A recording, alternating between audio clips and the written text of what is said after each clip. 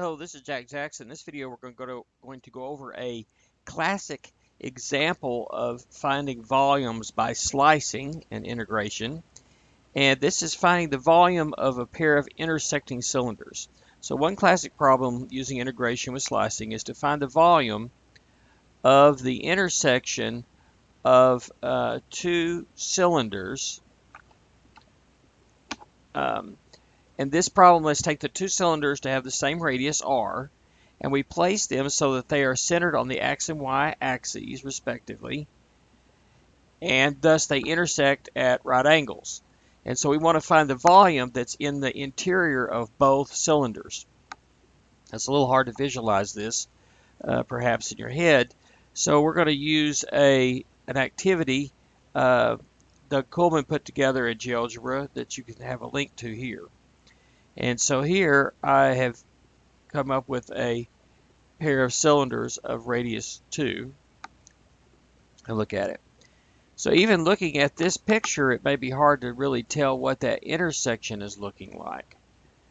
So, but what we can notice is this. If we take a plane where z is a constant and slice it across here, think about where it's going to intersect this cylinder. Okay, it's going to intersect in a strip going across here somewhere.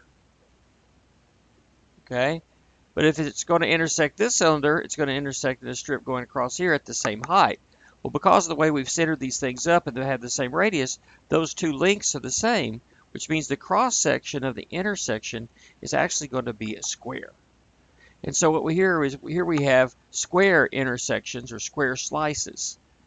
Okay, so we're going to slice this up, approximate them with square prisms, then add all those area volumes up and get a Riemann sum. Take the limit as the number of slices goes to infinity and their thicknesses go to 0, and we have ourselves a definite integral. So here is what it looks like here, and you can see this shape with inside the cylinders. And here you can see a slice. I'm going to actually go to the activity now. And here it is. The corners of these squares trace out where the seams of where these cylinders meet, and that's given by these curves here. They've actually given a formula here that 2 is the radius. Okay.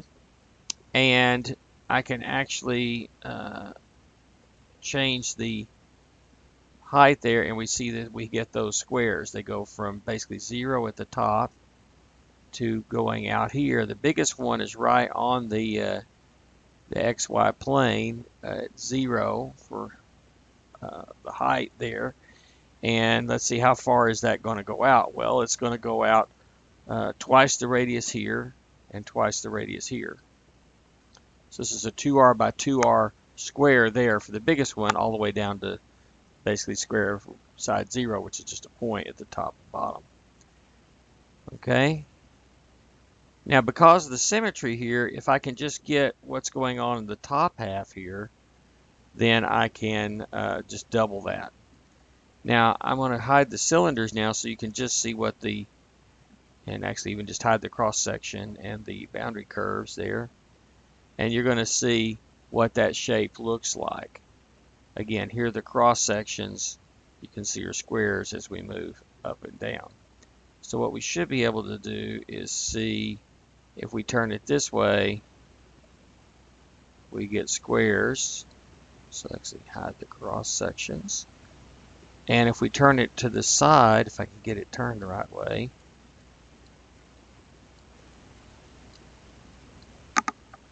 let's get it turned back around.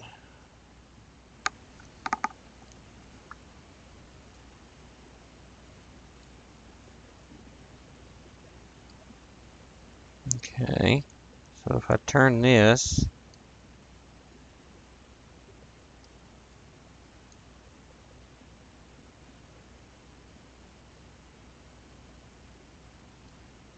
it's moving slowly.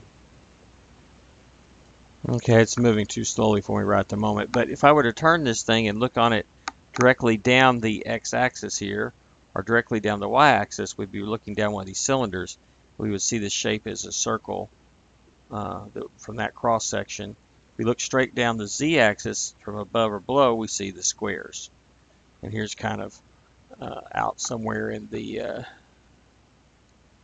out up here in space looking into this. So if we take one cylinder and intersect it with the, say let's see the cylinder coming centered on the y-axis, say here, see where it intersects the xz plane,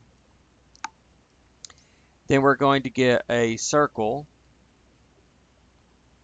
that looks like this, and our little square strip is intersecting along that edge like that.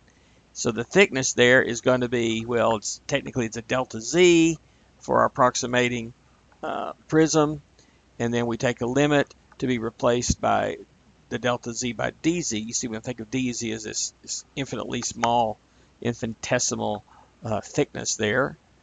Okay, but it is important to represent the thickness because it's what happened to the delta z, which is an actual thickness. Okay, now this is actually running through the middle of this piece, like say on this square, it's going from, you know, from this midpoint across to this midpoint here, let's say. Okay, but it's the same length as with the side of the square, right? So let's call the side of that, so that distance from A to B, let's call it S for the side of the square.